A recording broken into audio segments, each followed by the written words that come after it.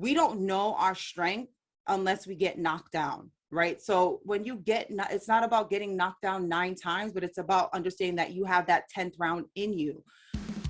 It's the Health in the Real World podcast. It's time to start the show with Chris Janke as your host. Here to give you everything that you need when it comes to fitness strategies. We keep it simple and easy. It's your roadmap to get healthy. You don't need equipment and you don't need a gym.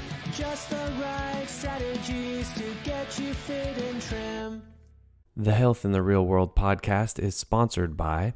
Fitness and movement is not one size fits all. If you're ready to ditch the diet mindset, embrace your curves, rock your confidence like nobody's business, text me below, grab your free class, and let's get started. You are a different kind of strong. Welcome to Health in the Real World. I'm Chris Janke. I'm joined today with Nadia Kashouh. Nadia, how you doing today? I'm wonderful. How are you? I'm doing fantastic. I really appreciate you joining me today. You are a trainer. You've been doing this for a little while. Tell everybody a little bit about your style of training, what kind of people you help, and how you got into it. Yeah, absolutely. So as Chris mentioned, my name is Nadia Kashouh, and founder and creator of the Cash Method. As you can see, it's a plan for my last name. And, you know, I started in this industry over 8 years ago, initially just to help myself.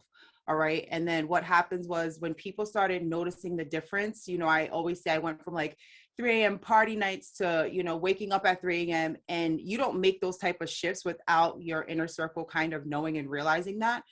And once I was able to help people within my inner circle, you know, take hold and charge of their health and wellness, and I saw the difference that it was making in their life, that's kind of how my coaching went off. It went off with referral.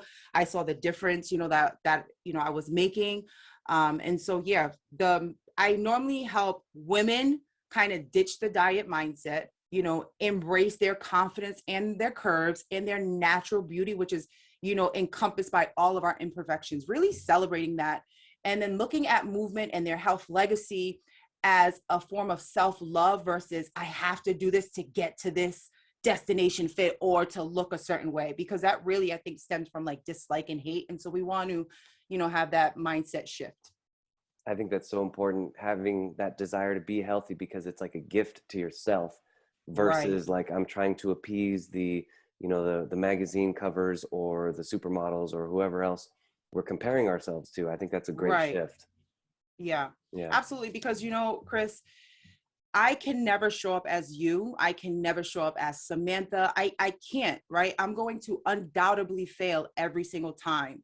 And who would want to pay for a ripoff Mona Lisa, right? And so I think that's, we get brainwashed trying to show up. I tell my clients all the time that fitness is not one size fits all. Movement is not one size fits all. And just to really own yourself, because, you know, we're created a certain way for a reason, right? And just really celebrating our differences. And it's just, you know, that comparison really robs that pure joy that we have on a daily basis. So yeah, I think what you were just saying kind of reminded me of something that I used to say this to my clients a lot, that, you know, when we were young, we were, you know, 3rd, 4th, 5th grade, probably one of your favorite subjects in school was recess, right? Recess and lunch. Let's go play with a friend. Let's go on the monkey bars. Let's go, you know, under this tunnel. And somewhere along the way, we start thinking fitness is this thing that we have to do, that we need to do so many reps and sets, and we have to, like you say, look like a certain person or move a certain way. And it just becomes very like robotic and mundane, and, you know, something that we have to get through. Is that something that for you, did it happen all at once, or was it kind of a gradual shift over time? It was definitely a gradual shift over time. I will say that's a great point that you bring up. And one of the things that I started to do was not saying, oh my goodness, I have to work out, versus I get to work out, right? It's an opportunity. And I think often too, we take the fun out of fitness. Like, it's supposed to be fun. You know what I mean? I feel like if you're getting bored with your routine, try a class, take it outside, you know? And so for me, that's what I had to do. I remember just like it was yesterday, my first session, it was by myself. I was following a follow-on program, whatever. But I literally was in the big room in that gym and I just cried. I felt so defeated. And I was like, you know what, Nadia, this is your race. Like I said at the beginning, this is your pace, and you're just focusing on bettering your best, not anyone else's. And also your body was literally created to move. And so that's where you have to go at it from, versus just trying to obtain or a certain aesthetic, because that's going to naturally happen. Your body is going to show up how it needs to show up. We just have to create create the foundation of movement, right, Chris? Because if you were to come to me, or one of my clients was to come to me and say, I want to look like this, and then all of a sudden, like that, we made you look like this, you don't know, you don't have the mindset, you don't have the tools to sustain it long term. You wouldn't know how to obtain, you wouldn't know. So it's just all about not getting to a journey. Not getting to a place, versus recognizing that the journey is where the true beauty lies. Right. It is all about the journey. And I was talking to somebody the other day about a lot of the Instagram influencers and how they'll say like, oh, just do this and then you'll be fit. But, that might work for them, or they might be pushing a certain product. But yeah, it is definitely not a one size fits all. I agree with you 100%. So Nadia, walk us back to, because you mentioned you started by sort of helping yourself, right? And then that branched out to your immediate, friends, family, and now you made it a business. So what was your own journey? I really like to ask this question because, once you are where you are, right? You're at a pretty high pinnacle of health, and somebody who's maybe not very healthy right now might look at you and say, oh, well, you're a trainer. That's easy for you, right? And sort of dissociate from the fact that they can do the same thing too. So let's humanize you a little bit and say like, okay, well, this was Nadia's journey. So what did that look like?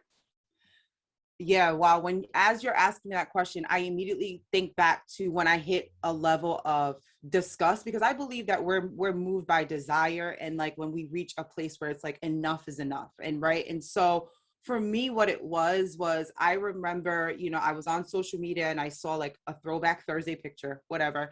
And I just remember originally liking this particular person's picture before. And I said, a year's gone by, Nadia, and you've created all the excuses in your mind why you couldn't just put one foot in front of the other. I was constantly comparing my chapter 1, Chris, to somebody else's chapter 20. And that you can't do that, right? Naturally, so they're going to be more progressive, better because they've been at it longer, but they're by no means perfect. All right. And so what I did to commit to myself was say, how can I just do one thing better tomorrow? And that one thing better for me was getting help. Right? Because I can constantly not show up for myself, but if I knew somebody was watching me or, holding me accountable, kind of giving me the blueprint so that I can color in the house on my own, that helped me to have a focus. I truly believe that once we make up our mind, right, a determined mind with discipline and direction is unstoppable. And so that's what I had. I was determined. I knew that it wasn't going to be hard. I knew that it wasn't going to be easy. Right. But I also recognized that if I didn't do anything, that nothing was going to change. And I just wasn't willing to accept that reality of feeling how I felt at the age of 28. And so I guess to simply answer your question, I just focused on shifting one habit at a time. Right. I didn't go from 0 to 100 because that's not sustainable. I focused on my water intake, slowly starting to switch out maybe sugary drinks, or going to the vending machine with having fruit at my desk at the time. Right. And so I felt like as I was able to do that more often and frequently, Chris, my confidence built up in being able to actually attain this lifestyle, but also too, my energy, I felt better. And I was like, okay, Nadia, small steps. That's it. Because those small steps turn into, a jog. And then before you know it, you're kind of running that marathon at your pace. That's a really good segue into the next question, because I like asking, like, what is the one thing that you would tell somebody? So what is the one small step that you would tell somebody? Would it be focus on water intake, or would you have to ask a few questions first to see where they are? Like what would be the first step you would recommend? The first step that I would recommend is figuring out your why, right? Which has nothing to do with your body in essence, but I always tell my clients, train the mind, the body follows. And so in my experience, and including myself, when you start something for necessarily like a superficial reason, what happens when you reach that pinnacle, right? What happens if you fit into those jeans, or I don't know, you have your bicep flex, but you're really not enjoying what's looking you back at the mirror? It's not fulfilling. So really understanding what your why is, because that's what's going to help you to switch out that, you know, that Coke for your water, or switch out those chips in the vending machine, you know, for your fruit, because you're going to be constantly reminded of your why. Motivation is the reason to do something, and your why is going to help you to get into action. So that's the first thing. And then you can start to look at, okay, physically, what am I doing, right? Am I able to get up and walk around the block today? Great. Then let's commit the next 30 days on doing that and build, right? And so just you know, that saying, it's like, how do you eat an elephant? One bite at a time. And so that's really what you want to focus on. Nice. Yeah, I agree. And doing your best at any one moment. And if you are out of shape, or maybe you're sick or anything like that, then your best is going to be changed, right? Versus someone who, I like what you said a few minutes ago, you were comparing your chapter 1 to somebody else's chapter 20. And that's just, you know, your best at chapter 1, Nadia's chapter 1 is going to be different from, you know, Susie's chapter 20, right? So, and I like what you said about finding your why. So I want to ask you, what is your why, or either what is your why now, or what was your why when you first started and made kind of your transformation? What kind of lit the fire under you? Yeah.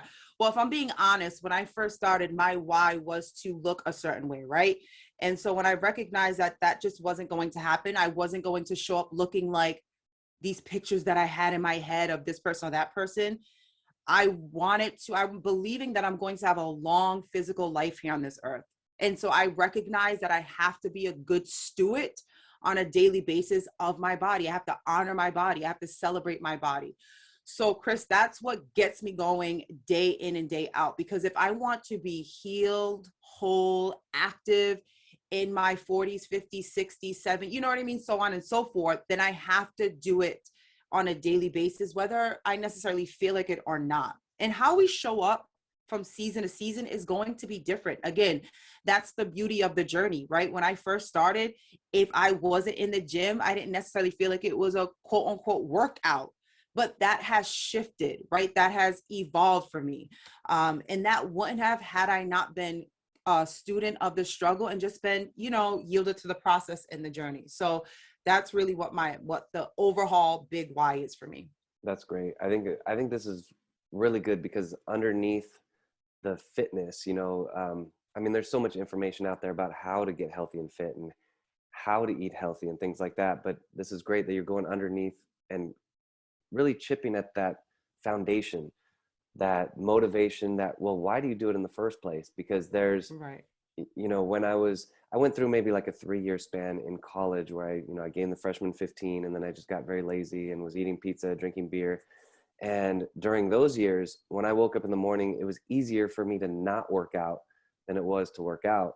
Whereas where you are, where I am now, where anybody who's fit, it's easier for you to work out than it is to not work out. Like, it would be very hard for me to not go to the gym every day, or at least 5-6 days a week. And I think that's great. So I want to go really big picture now. So even bigger, as big as you can go. So you've been hired by, let's say, either like a university to give the commencement speech, or maybe a corporation to give like a keynote speech, and you're going to give your 1 to 2 minute motivational speech about big picture.